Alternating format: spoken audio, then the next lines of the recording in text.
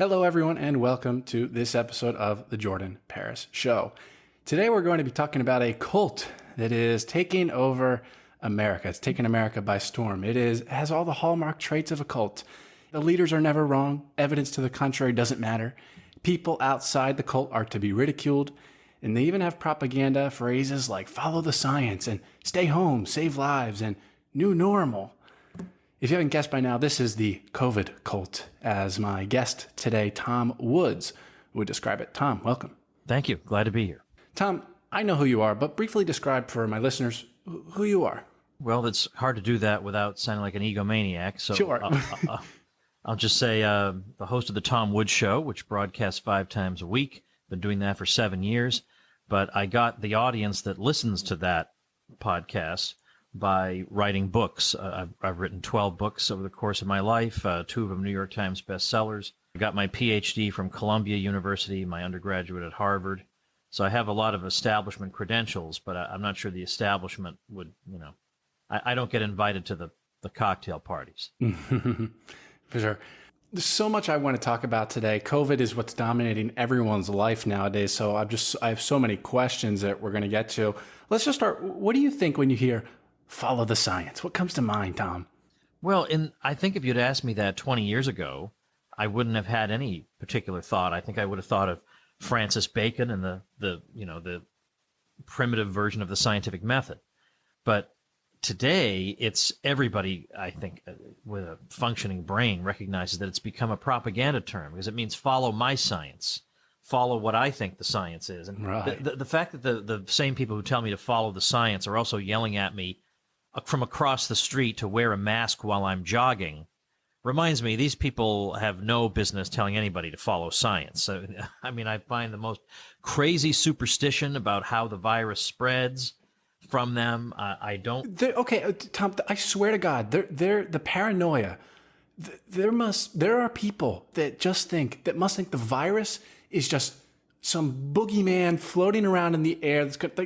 I've seen people wearing masks on a sidewalk corner alone, people jogging with a mask on without anyone with it not even close to them in the suburbs of like Pennsylvania. I can't even believe it. And I'm from Florida like you. We have the best governor in the world. I think that, especially where I am, Naples, Fort Myers area, not exactly the capital of hysteria. But I've taken a trip up north to New Jersey and Pennsylvania over the past week, and holy moly, the capital of hysteria. Incredible. Yeah, no kidding. And remember, these are the follow the science people. Now, for example, the evidence was overwhelming months and months ago that schools and children are not a vector of this virus. This was shown all over the world in a lot of different settings. And the follow the science people were telling us we better really consider not opening the schools. It's going to be a death trap for everybody. Well, in the U.S., we've had exactly the same outcome that they've had everywhere else, which is that schools are not a vector. Teachers have not had any worse mortality than any other people in any other profession. But these were listen to this. The science seems to be whatever panics people, that's the science. Whatever provides hope is not science. Or when it comes to lockdowns, for which there is no science, there is no history of people recommending lockdowns in the literature as a response to a pandemic. So there is no science of that. But it seems right now, if you had to come up with a scientific rule behind the lockdowns, it would be something like this. Well, we don't really know what we're doing, so how about this? Whatever people enjoy, let's just ban it. Yeah. And whatever causes people pain, let's require that. And that ought to show the virus. That seems to be the case. The science says, stay home, remain terrified, question nothing. And the reason I reached out to you, Tom, as you may have seen in my email, is I saw your 20-minute presentation at the Ron Paul Symposium, and there you presented stunning information and data on why lockdowns and mask mandates do not work. Literally irrefutable proof, evidence that these things do not work. Yet they continue to be recommended. And I'm going to direct people to that video. Is it at tomwoods.com/COVID is where all the evidence is. Is there a place on your website where the video is? I know it's on YouTube, but that's a threat to be taken down. Yeah, I will. I'll make sure that the video is on that page, tomwoods.com/COVID. Okay, wonderful. And you also have in the presentation and in what we're going to hear today, this is only just the tip of the iceberg. There is so much data and evidence that Tom presents in his ebook. Your Facebook friends are wrong about the lockdown. You can text lockdown to 33444 to get that. I have that. Really great information in there. Tom, regarding lockdowns, they don't work. Why? What are you seeing in the data that you're finding? Well, first of all, if you're going to call yourself a public health expert, that public health is a holistic thing. It's all aspects of health. So we wouldn't say that something is a public health measure if it prevents people from, let's say, catching cold, but it drives a nail through their feet. So I mean, that's not really overall health, is it? So likewise, if we concentrate all our firepower on one virus, there are going to be negative consequences that will be staggering. And it will not suffice to say, well, at least we did this one thing. Okay, but then you cause 9 problems, each of which is worse than the one thing. Right, these unintended consequences. They don't even think about it. They don't. And the one time in my life I have ever been fact-checked by Facebook, it was to say, I made the claim that basically none of these authorities even bother to point out that there are drawbacks to lockdowns, which are severe. And the fact check was, no, the World Health Organization admits this. Yeah, and they linked me to an article from October. Yeah, okay, I'll grant you that one. 7 months after destroying everybody's lives, they acknowledge there might be some drawbacks to this, and that it might be throwing the third world into, the verge of starvation. Yeah, the World Health Organization has come out and admitted this. Oh, that's what I heard. Well, they've said now that lockdowns, have to be a last resort because of the collateral damage caused by them. And even Dr. Fauci finally in October acknowledged there might be some downsides to lockdowns. Oh, you don't say. The mental health consequences have been devastating. The New York Times even ran an article saying that because of the lockdowns and the disruptions caused by them, there will be more than 2 million excess deaths, so above what there would have been otherwise, from tuberculosis, HIV, and malaria. Over 2 million people will die unnecessarily of those things. And I go on and on in that presentation, and you'll see some of that at the tomwoods.com/COVID page. So that would be one aspect of it, is that the consequences are catastrophic. But secondly, it seems to be true what some experts have tried to say all along. In fact, I had Martin Koldorf on my program. He's an infectious disease epidemiologist at Harvard Medical School. And he said that I know there are a lot of, doctors in different subfields who think lockdowns are a good idea, but, well, I talk to infectious disease epidemiologists. Those are my people. And most of us have been against lockdowns. So that's interesting. The follow the science people are not interested in the consensus of infectious disease epidemiologists. Okay. Well, yeah, they're only interested in the science that confirms what they want to and believe. For some reason they want to believe that ruining your life is the best approach. You think people would want to believe the opposite. Why is it as if people's lives depend on, there needs to be a lockdown, there needs to be mask mandates? Like, why are people, as you say in your presentation, allergic to good news? Yeah, I think... Well, let me finish the point about Koldorf. He says that, of course, what's going to happen, you're not going to eradicate a virus in this way. He says you can count on one hand how many viruses have been eradicated. So you can suppress it temporarily, but it'll just come back. So that's not a long-term strategy because you're causing all kinds of problems.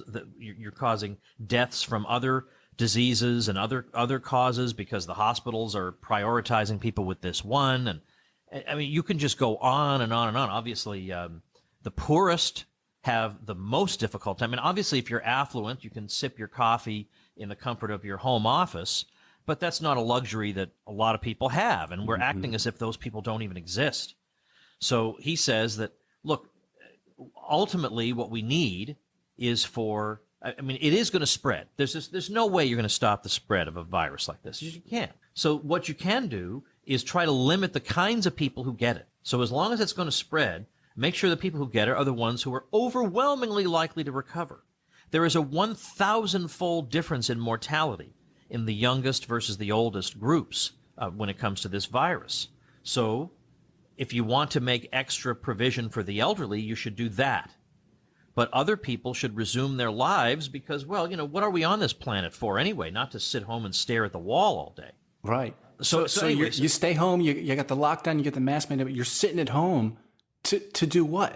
Stare at what's the point? Why would you want to? And even elderly people are saying, look, I've got a year or two left. I'll be damned if I'm going to spend it in some windowless room eating cans of Navy beans, talking to my grandchildren over Zoom. What kind of a ridiculous dystopia is that? I know. But you're asking, why do people insist on this? Well, I bet some of them genuinely think that that's what needs to be done, even though you look at example after example. Look at Florida. Now, Florida should have been a giant graveyard, right? We have the fifth oldest population. We have tourists coming in and out. We have everything you could imagine going against us.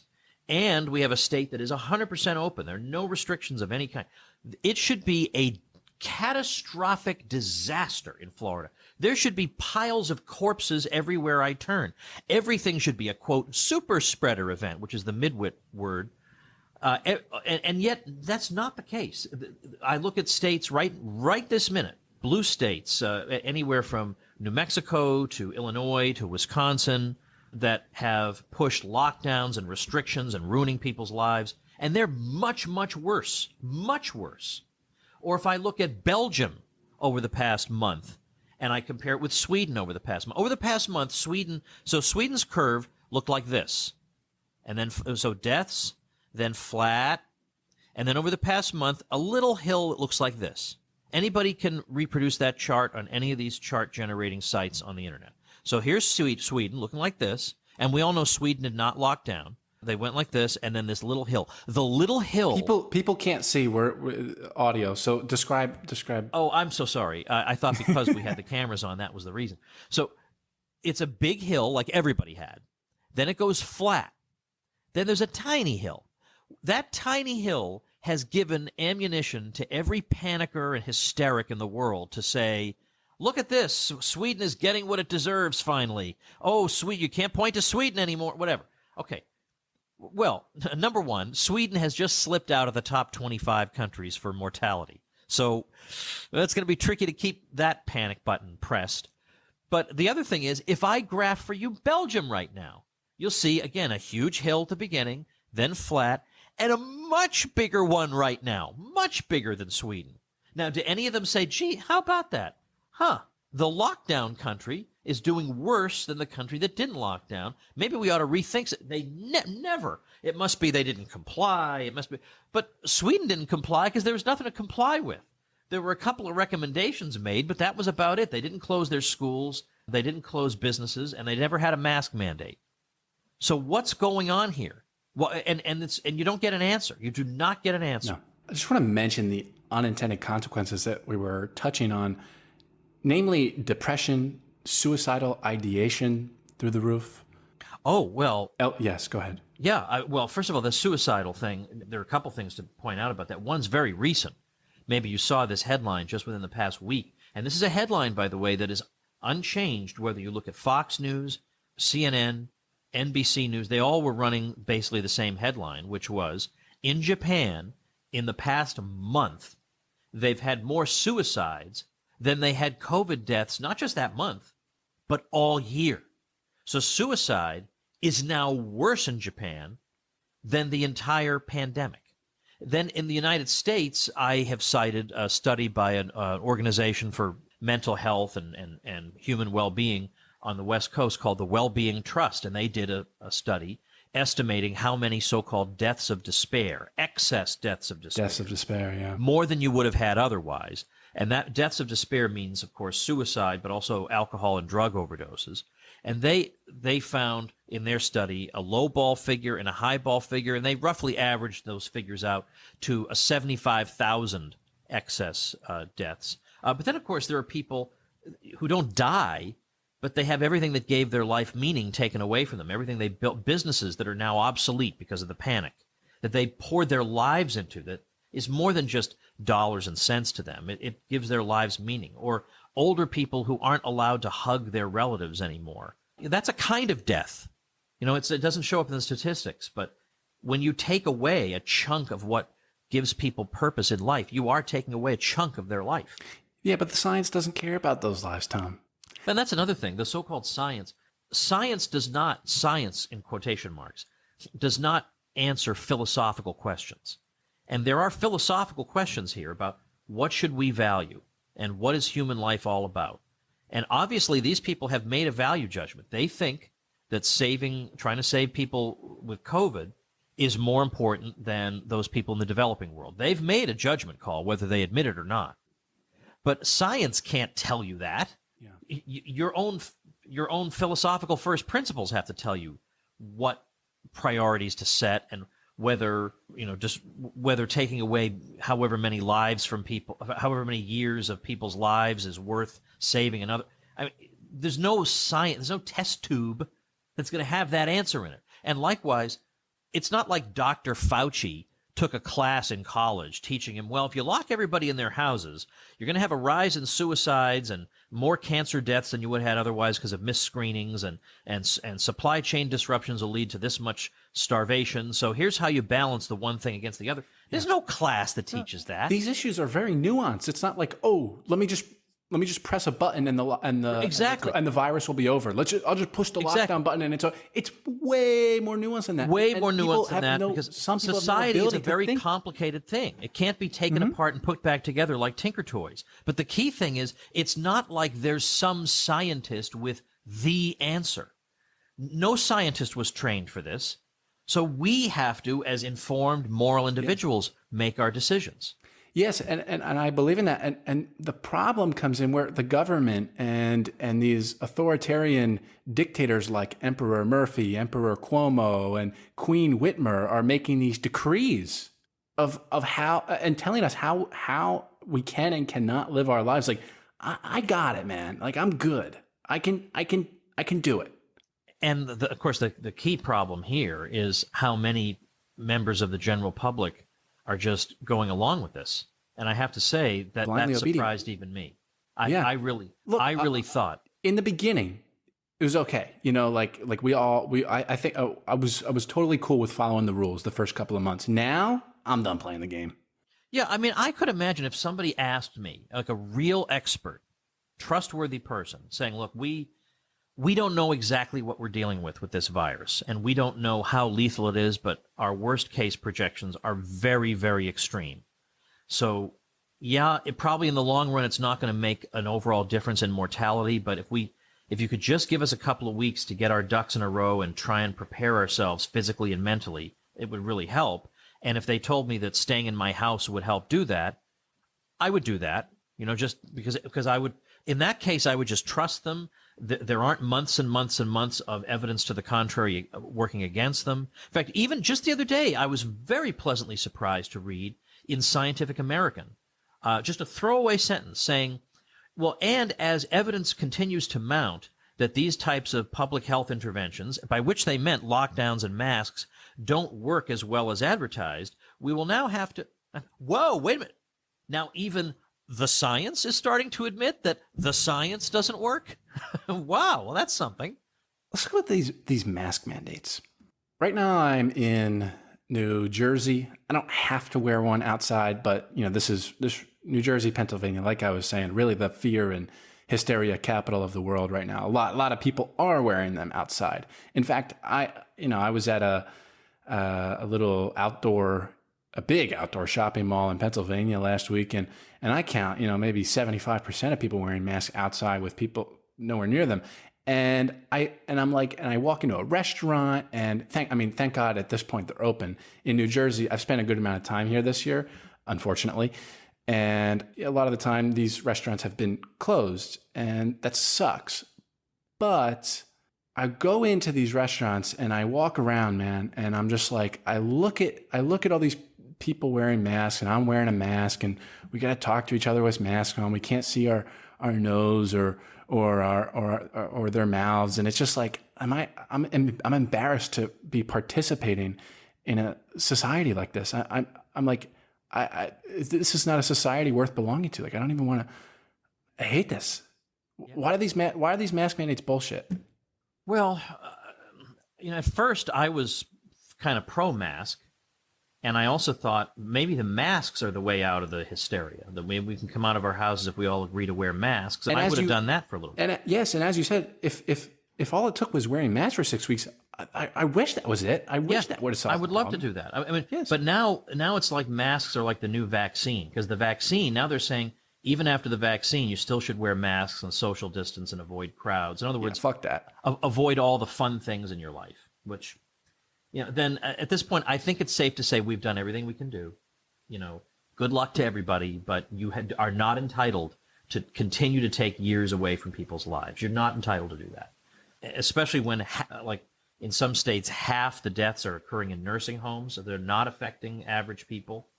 And there are ways of protecting nursing homes better. But in terms of the masks, I started to turn against them when I realized that we'd been wearing them. The U.S. is at 88% compliance now, and you know that. You go everywhere you look, people are wearing masks, even in ridiculous settings. I would think it'd be higher. Yeah, I would. In some places, it probably is higher. And they recently asked, you mentioned Governor Murphy. He was on, I forget which, it might have been Fox News, actually, and they were talking to him about this, and they said, well, how come you've had a mask mandate since July? What do you think's going on there that you guys are still having problems? And he did not say what I expected him to say, which is, well, people don't really comply with the mandate. We got to get tougher. No, he was honest. He said, we have very, very high compliance here, both indoor and outdoor. And so he didn't really Do I have to wear a mask here outdoors? I didn't even know that. I don't even. Probably in a public place outdoors, so Sure. who even knows what that means. But the point is, it's not that. I mean, I get that masks alone are not the only thing that they're recommending, but I do have the CDC director on record saying that 4 to 6 weeks of mask wearing should get the whole thing under control. So that is clearly disproven by the experience we've had and by the experience of country after country around the world. The Philippines were the most mask compliant country in the world, and they had a heck of a time. Hawaii, they don't even have a neighbor for 2,000 miles, and they were heavily masked, and it didn't seem to do anything. So, in other words, my point is simply that the world does not look the way it should if masks do what they say they do. That's the point. The world does not look like that. And I would add that there's a guy on Joe Biden's COVID team named Michael Osterholm, who back in June, before he knew he was going to be on Biden's COVID team, said some things about masks that he's now trying to distance himself from and say, oh, no, I want you all to wear masks. Yeah, okay. But at the time, he said, look, I have never, in 40 years of studying influenza, which has been my career, I've never seen a public health recommendation like this one that has such thin scholarly backing as universal masking. And he said, a stupid little cloth on your face. And he says, plus the kinds of masks people are wearing. He says, having this mask on your face is like, the analogy he used was closing 3 of the 5 doors on your submarine and thinking you're going to keep the water out. The water will just go in the other doors. And then he said, yeah, maybe, maybe some droplets, if droplets are the way that the thing is transmitted, maybe some droplets get held back by the mask. But apparently it looks like the virus spreads beyond just droplets. But he said, okay, well, maybe it'll do that. But the difference, it'll be the difference between you standing in the middle of the road and getting run over by a Mack truck and you standing in the middle of the road and getting run over by a Ford pickup. I guarantee you're not going to tell the difference. Okay? It's so for that guy to say that, and of course, then later, I meant to say, okay. So when I say the world doesn't look the way it should if these claims about masks were true, one of the things I do in that presentation is I just show graphs of cases. And now cases don't matter. But, but for the panickers, cases are everything. So I'll fight them on their own ground. So I've got charts of cases in country after country, in the UK and France and Belgium and Spain and Italy and Germany and Austria and Czech Republic and Dude, all over. I was dying laughing. And I was screaming. So the point of the exercise was to make people guess Where do you think on this chart the mask mandate went into effect? So maybe you think it's right at the top, and then people put masks on, and then the cases came down. And every single time, the placement of where that mask mandate occurred seems entirely random. In case after case, it's random. It doesn't seem to be an explanatory force anywhere. So my question to the mask people would be, what would these charts have to look like before you would start to say, maybe these things don't do anything? And likewise for lockdowns, I gave the example in my presentation, because if you try to compare one state with another, they already have, the excuse factory goes into overdrive on that one. The excuse for that is, well, that state is too different from that other state. So, okay, all right, so I give up trying to compare state. I was comparing North Carolina and Oklahoma. Totally different responses to the crisis, and yet their deaths track each other perfectly. North Carolina ruined a lot more lives than Oklahoma did. So then there'll be some excuse why those two states do it. Okay, so how about we look at the same state? Okay, so let's go to Tennessee. We're going to look at the same state. So I put up 4 Tennessee counties, one of which locked down heavily. They closed their bars. They limited restaurants to 25% capacity. The others did not. And I said, now here are their charts. On the basis of these charts, tell me which one of them engaged in those restrictions. And you would have absolutely no idea. It would be a coin toss. You would have no idea if you have a 4-sided coin, I guess. You would have no idea, because guess what? The charts all look exactly the same. So my question again would be, what would these charts have to look like for you to say, maybe these interventions don't really work the way I thought they did? Yeah. People got to see these charts. TomWoods.com/COVID. And if nothing else, you watch in that 20-minute presentation, just skip to like minute 11. And that's where he starts showing the charts, telling you like really quite comical and very sad too, that this information is really being shunned. Why do you think this information is not in the mainstream? Why is this information shunned? Why is it censored on social media? I don't get it. I don't get it either, because they don't censor claims that are over the top, ridiculous panic claims, or people who say that schools are dangerous for kids right now. I don't see that being fact-checked. It's entirely one-sided. Anybody who wants to raise any prospect of hope gets fact-checked. So the agenda, there's something bizarre going on here, because there is plenty of news that's reasonable to look at, that's rational, about how adults should handle this situation and ways we can do it that decrease mortality and that protect the vulnerable more effectively. And instead, it's just anecdotes from hospitals. And half of these anecdotes are clearly fake. There was one the other day that I think has been exposed as a fake, where the nurse claimed that his dying words were, "This can't be happening. It's fake." Okay, look. Absolute guarantee no one ever said that on their deathbed. Absolute guarantee. No way. I mean, these people, they're really bad liars. Yeah. Okay, I mean, they're good misleaders when it comes to data. But in terms of lying, they come up with the stupidest, most implausible lies. Sounds Jussie Smollett-esque. Yeah, exactly. So the other day, there's a guy on Twitter with a big following. He's a doctor, and he said, and we were getting him ready in the hospital. We took his shirt off, and then we saw all the Nazi tattoos. Now, again, number of people in America with Nazi tattoos is probably about the number of people recording this podcast right now. I mean, the chance that person would have been on that guy's operating table is about zero. But it's to make him out to be a big hero, and look at how selfless I am. I even help people I dislike, and this and that. I don't know what it is, but I know that the public health bureaucracy, for some reason, enjoys being in the limelight. And I know there are people who are just misanthropes who enjoy wielding power over other people. But the main thing seems to be, again, I don't want to assume bad motives, because they assume that I just want everybody to die so I can go get a haircut. I mean, that is so utterly idiotic that you would have so little empathy with people suffering from lockdowns that you would think of it that way. I don't want to do that same thing to them. I think some people have just been misled and they're panicked instead of being rational about it. But I think there are people who like to be morally superior to other people. Yes. Oh, of course. And this gives them that opportunity, because I wear a mask. And it's narcissistic in a way. Yeah. Yeah. Your mask is below your nose. Or you didn't stay home, or you didn't ruin your life, or you didn't cancel that event or whatever. And that makes you a worse person. And I'm so yet, full of great virtue. I'm exactly. virtuous. And by contrast, I'm so much better. Even though household spread is way worse than anything else, and then they want everybody in their houses. They want the kids back home with the grandparents. None of it even makes sense. I mean, if you were doing any of this with sense in mind and trying to protect the vulnerable, you'd do something like the opposite of what these people are doing.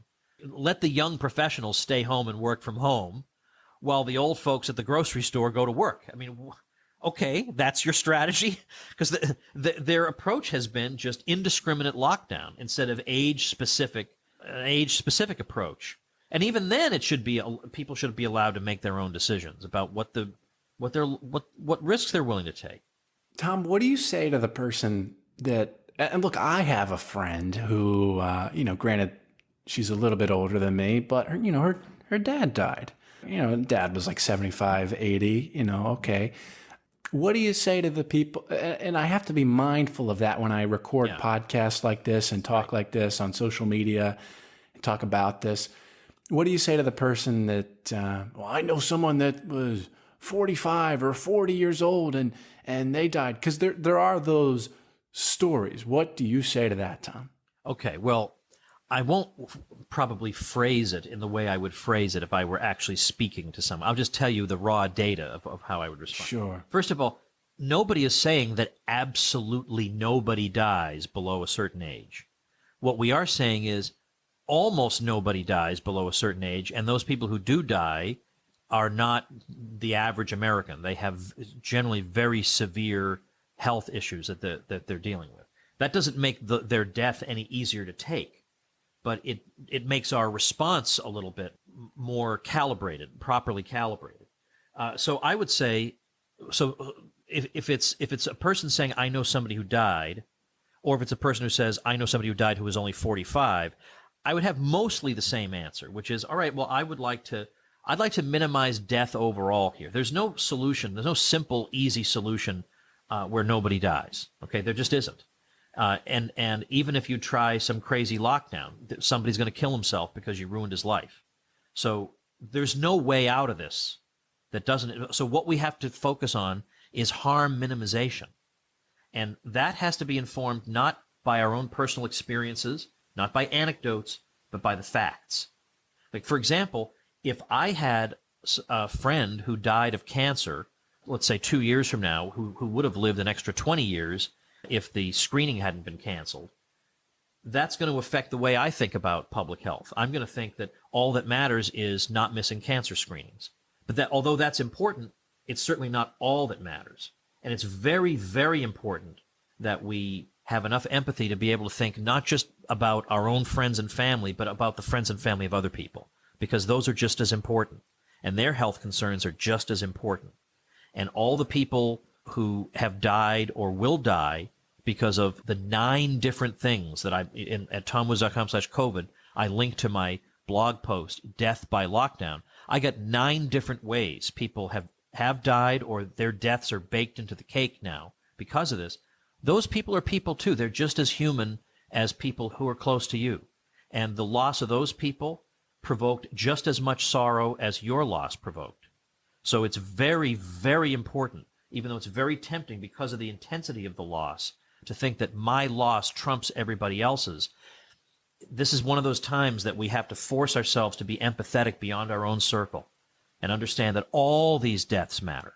Sure. At the end of the day, what do you recommend us as individuals do? I mean, because, I walk into a grocery store, I got to wear a mask. If I even just have it not totally over my nose, I get like some guy at Sprouts will be like, yo, dude, like, put your mask up.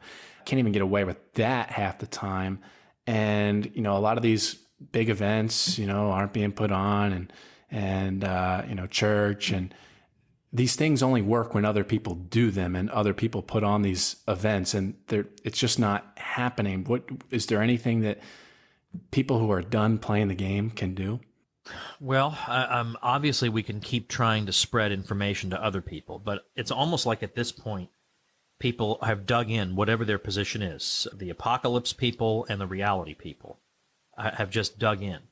But there must be some people, it seems to me, who are on the verge of saying, as you and I have said, I was willing to do X and Y, but now it's getting ridiculous. Yeah, the stakes keep getting moved. Yeah, that's right. Enough's enough. And honestly, I don't actually see that when I go out and do something, huge consequences occur, or when there have been big events. The only way they've been able to claim that any mass, I mean, like for example, that Sturgis motorcycle rally, there was a study claiming that a lot of cases came about because of that. Absolutely none of that had to do with contact tracing. Zero.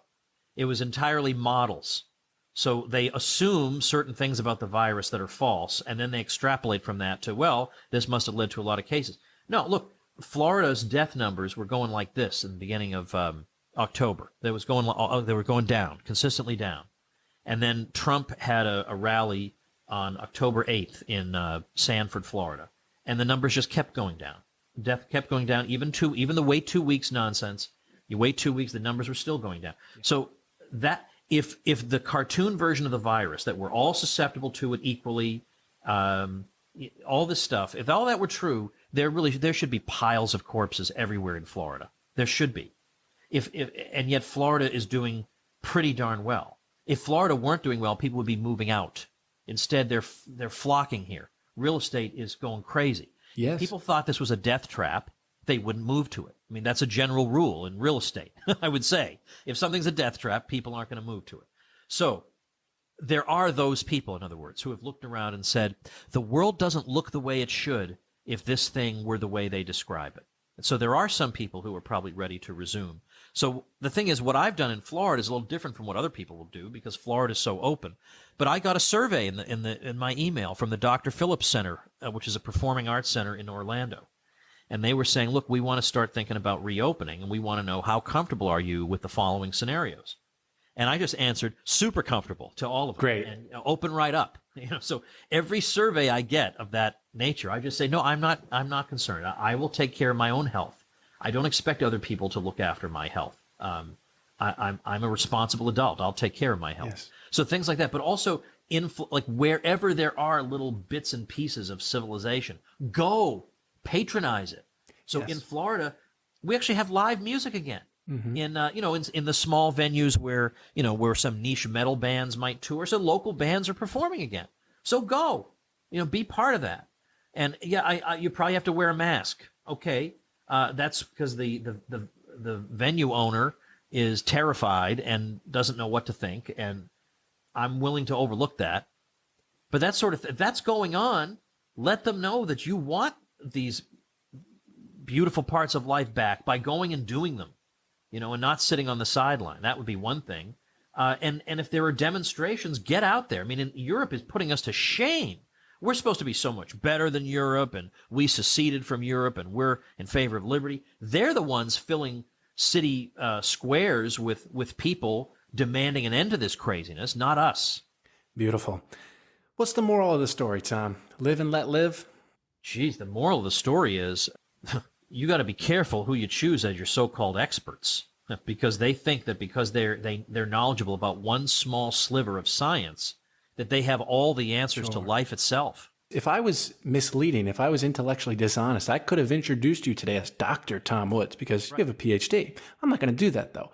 People will believe anyone with a doctor before their name, or you could put anyone on TV on CNN with some scrubs on, or a doctor's jacket or whatever it is, the white jacket, and people will believe him. Oh yeah, Joe Biden did that he had a nutritionist talking about the virus. So this is a guy who never sees patients, but who's for the sake of the ad, he was wearing a white coat, the pens, and the medical equipment, but it's not who he is at all. So yeah, I think I know exactly which one you're talking about. Yep. Yeah. He's better not mentioned. But so anyway, I'm not a very good strategist, I have to say, but I feel like little by little people will start testing the waters, especially because supposing we have Joe Biden, then under a Joe Biden, I don't think these public health people can get away with continuing to scream that we have no national plan and spinning the numbers as pessimistically as possible. They can't keep doing it. There's no way they can get away with that. Well, then wait a minute. This is the guy you said was going to fix it because he was going to listen to you idiots. There are ways to make the cases go down by just measuring them better, not using, scaling back the PCR testing, the cycle thresholds they're using, There are various things they can do. And also, these vaccines will come along, and then they can say, well, the vaccine. I actually think Biden, I'm not one of these people who thinks, oh, Biden's just going to continue the tyranny for 4 years. I don't believe that. I actually do not believe that. I don't think he, in the long run, stands to gain from that. What he stands to gain from is to get in and say, you had this guy, you dared to vote for somebody outside the establishment. Look at the fiasco he created. Then I came along and brought the scientists in, and we gave you your lives back. That is what he wants to be able to say. So what I think could happen is he puts into effect a few token measures. They scale back the crazy apocalyptic rhetoric, and he declares victory. It's definitely a bright side. If he were to become president, I definitely see that happening. The propaganda will certainly help him out. Tom, this has been a really wonderful conversation. I had fun. Hope you did too. TomWoods.com/COVID is where you can get the video and the references, and text. Do yourself a favor and text lockdown to 33444.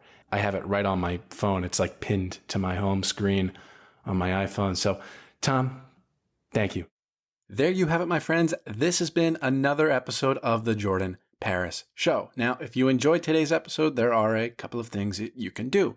Number one is, of course, share with your friends and family. I think that they would really appreciate it. Number two, we have a free community, a censor-free community on Telegram.